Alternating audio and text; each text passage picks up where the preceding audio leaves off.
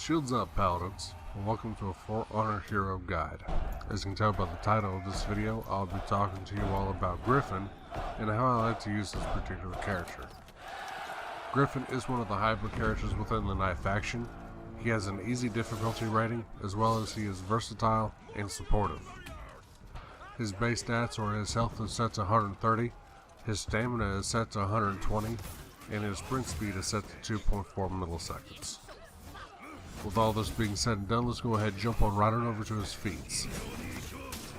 His tier 1 feats are Stern Stare, which is lowering enemies' attack, Speed Revive, which is a passive ability, Rapidly Revive fallen teammates, and Fast Recovery, which is a passive ability. Stamina regenerates faster. His tier 2 feats are Draconite Mist, Heal yourself and nearby allies, Flesh Wound, which is a passive ability, gain moderate damage reduction for every 3 seconds, and Winner's Advantage, which is a passive ability, gain a temporary attack buff after a successful attack. His tier 3 feats are Draconite Bolt, fire a bolt that deals some damage to an enemy and heals nearby allies, Tough as Nails, which is a passive ability, raise max health when unlocked, and Fury, raise sprint speed slightly, attack and defense greatly. And finally, for his tier 4, we have Draconite Cleanser. Throw a projectile that deals some damage to enemies upon explosion, then heals you and your nearby allies. Champion's Aura. Gain an aura which heals you and nearby allies. And finally, Arrow Storm. Aerial attack that deals medium damage in multiple areas. So now, for the people that don't know, I like to play a lot of Dominion and Breach. So with that being said, I really don't see a reason to change from his starting feats, which is Stern Stare, Draconite Mist, Draconite Bolt, and Draconite Cleanser. Now, I have seen some people in his tier 1 use Fast Recovery on Gryphon. In my personal opinion, I don't see a reason in doing that, because already, while using Gryphon, you're already managing, you have to kind of manage his stamina already, and I'll get more into that later on. So if you're already managing his stamina, I don't see a point in that, and I would rather have something to help later on to kind of help me with, either help me in fights or help someone else in a fight by lowering their attack, you know. That'll definitely help them in the long run, or help myself in the long run. Speed Revive could be okay. I've again seen some people use it. Me personally, I think Stern Stare would definitely be a better pick for his tier 1. For his tier 2, of course, I use Draconite Mist. Even though the healing is not the best, it could be enough. Pretty much it saves you, it gives you enough health for a heavy, basically is what it does. Now that could be enough damage there to keep either yourself or someone else in a fight, if they're getting ganked or anything like that, or give you enough time to get in there and pop Draconite Mist. Go ahead, give your teammate, whoever's been ganked, enough time to give them enough health to maybe have enough time to pop revenge, or anything of that matter. So that gives, you know, help. It kind of helps you and your team out, keeps you in the fight longer, and probably will even help you now, even win some of those team fights. To kind of help you, like if everyone's fighting on the healing objective or anything like that. This is something that I really enjoy about him, is that he can pop all this type of healing for himself as well as allies as well. So this is great, a great thing there. I have seen a lot of Gryphons use Winner's Advantage. Now again, that is a good thing to use. It does increase his attack for the second attack. So like if you do, a lot of times, something you have to kind of worry about, and again I'll get into this later on with Winner's Advantage, a lot of the times his starting, a lot of people like to use the light combo going into the kick and stuff like that. So with Winner's Advantage, that first light is already guaranteed to initiate Winner's Advantage. Then that second light, boom, you've already got, you know, Winner's Advantage going. So now your second attack is already used up on that light, on that second light. So that's something you kind of have to watch out for if you do want to use that. Personally, for me, again, I am more of a, again, he is a support character. I'm playing him as a support character. Now, you can set him up or set his feats up to be a little greedy if you want to, just for himself. That's something you could do if you wanted. But me personally, that's what I like to use, which would be Draconite Mist. I have not seen anyone use Flesh Wound. For his tier 3, Draconite Bolt. Now, the great thing about this is that, one, keep in mind whenever you do use this, yes, it does do some good amount of damage for a bolt. I believe it does 30 damage on top of the healing that it does, which is a great healing for this type of feat that it is.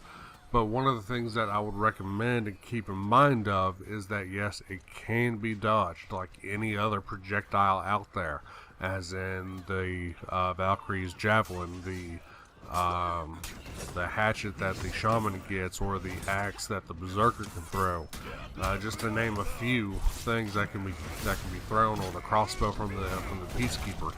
You know, this is no different. Yes, it can be dodged. It's also one of the things to keep in mind that yes, you can hit your allies with this bolt. Yes, it will do some ally damage, but it will not heal if you hit an ally with it. So there's a lot of risk and reward within this particular feat itself. I have not seen anyone else switch from Draconite bolts. Something that could be good, if you wanted to play more of a greedy side of things, would be Fury. I mean, you're raising your sprint speed slightly, your attack and defense greatly. You're pretty much making yourself more of a tank that can actually take damage and deal damage. So that could be something that you could swap Draconite Bolt out with if you don't like that high risk, high reward type of feat. So now for his tier 4, Draconite Cleanser.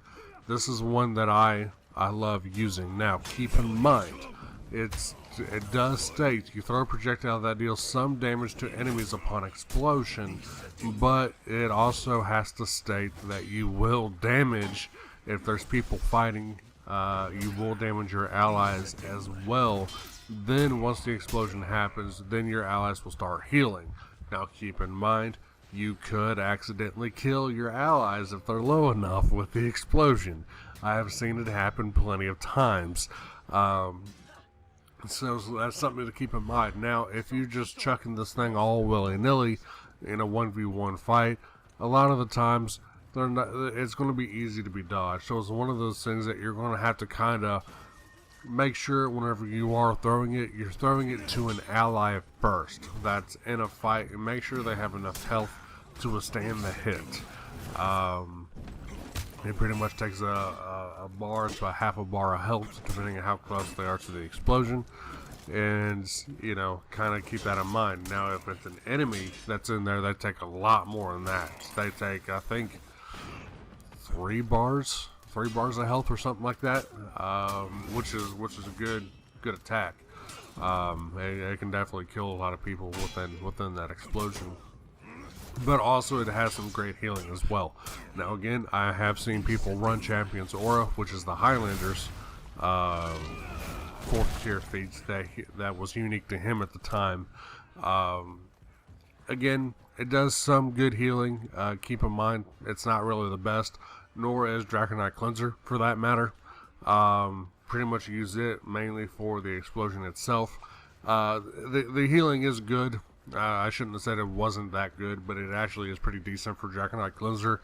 But it doesn't last as long as I believe Champion's Aura does. I believe Champion's Aura lasts a little bit longer than Draconite Cleanser, but Draconite Cleanser pumps out more health than Aura does. So, kind of something to keep in mind there, something to kind of wrap your brains around, but that's what I like to use. Again, Stern Stare for his tier 1, tier 2 would be Draconite Mist, tier 3 Draconite Bolt, and tier 4 Draconite Cleanser.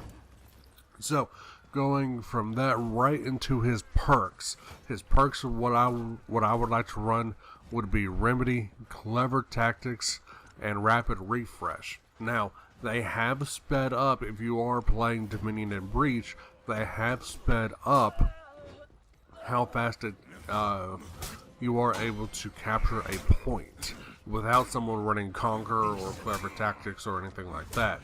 So now, with that being said, if you don't want to speed that up anymore and you feel that's pretty good the way it is, you could switch out Clever Tactics for Rising Dawn.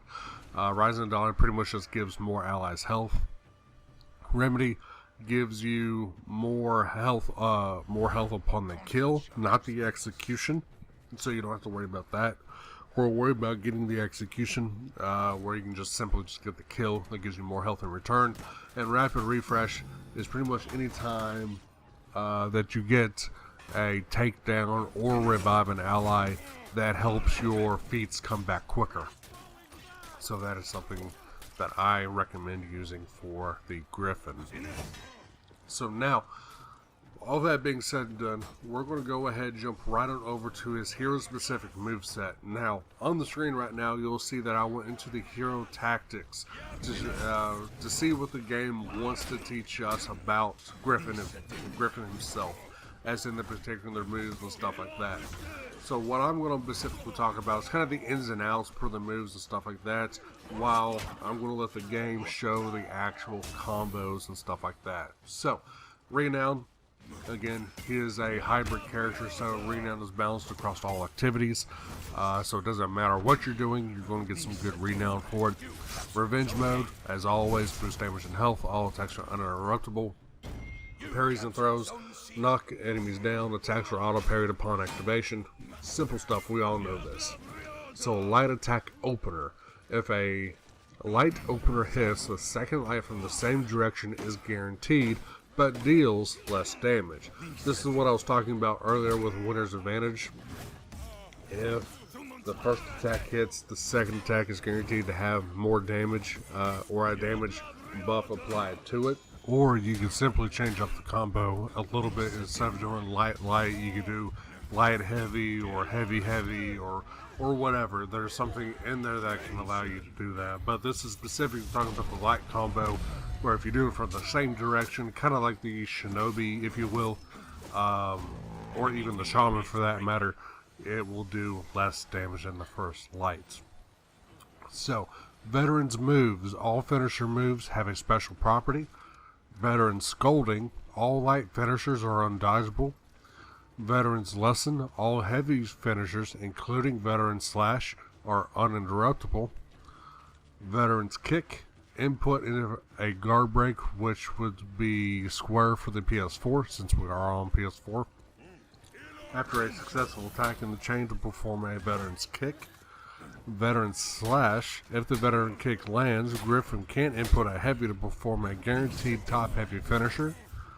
Chain starters, which would be Forceful Swirl, Gryphon Shove, and a successful guard break, can be chained into a light or heavy attack chain. Gryphon Shove, even on a miss, Gryphon Shove will count as an opener, which can lead into a light, heavy, or light of heavy chain. Mid-chain starters, Helm Cleaver, Mid Cleaver, Soul Cleaver, and Guard Break throws count as a second attack in the chain, therefore can be followed with any chain finisher, including Veteran's Kick. Extended Dodge property. Soul Cleaver has an extended dodge property, allowing Gryphon to avoid attacks more easily. Dauntless Chase. Upon landing Dauntless Chase, Gryphon will pin the target, proceeding to lift them up and over behind himself. Although the target will be knocked down at the end of the move, they won't be counted as being on the floor for moves such as Centurion's Eagle's Talons or Jormungandr's Hammer Slam. Dauntless Chase, of course, is the running heavy that he has, that unlocked running heavy. So pretty much what that does is, yes, that he will flip them over himself, but what it's saying is that the character that you're flipping will not count as them being on the floor, so you can't simply just run around and be all crazy with a buddy that's either a Jormungandr or Centurion or anyone like that that requires to have someone on the floor. You can't just go ahead, just run, grab and flip them while the Jormungand or the Centurion, does their Eagle Stallion or their Hammer Slam. That's pretty much all that means. And then finally, Ironclad Technician. After performing a parry, the next immediate light, heavy, or forceful swirl will gain an uninterruptible property. So, that's pretty much all about the Gryphon whenever it comes to feats, perks, and hero-specific movesets. Something that I would say about using the Gryphon and what I enjoy with him particularly is how versatile he really is. Again, you have your light heavy, you can go into light heavy, pretty much any combo you can think of, you can do it with him. And that's the great thing about it. Now also you can mix that up and go into whatever your second attack is. You can go right into a kick from it, or you can start with a shove, or even better yet, you can even start with a zone attack, going from a zone attack into a light, into a kick, into, if you get the kick, you can get the heavy, or you can feint your final heavy, get a parry or whatnot. He's a very good character to have a lot of mind games with, as well as he's also very, very, very, very supportive whenever it comes to his healing, what he can and cannot do. Now, will they eventually nerf his healing? I don't think they will right now, or his damage output either. Now, as his damage output, whenever it comes to most heroes, I would say would be very, very low. But I'm actually okay with that simply because of what he can do. He can almost combo anything you can possibly think of together. And that is something that I think is great as a hero, to have him so versatile, but also have him to be so supportive at the same time. So, the one thing, kind of some pointers that I would bring up if you were just starting to use Gryphon would simply be, don't spam the kick. Yeah, the kick can be dodged, so do not spam it a lot. Try to play some mind games with them, as in, if you're going to throw a couple, feint some things, see if you can get a parry. If you're going to pick a combo that you're going to start with, but then change it, be different with it. The one thing that I've noticed with him is that if you go from a heavy to a light to another heavy, you can't really tell the difference between the light and the heavy, so do keep that in mind as well. Also, the shove can be dodged as well. So definitely keep this in mind. Kind of keep in mind as in the same thing as about a Centurion I would say. Now, a lot of cool things about him is, again, just like the Centurion, if they block the second attack, you can follow that up with a kick, or while they're dodging, kind of again change it up a little bit. Now, if you do go for a side dodge, your side dodge heavy, you have to follow through with that. You cannot feint that. Now, a lot of people will bait you into that, as you've seen in this video several times. Now, that is something to keep in mind as well.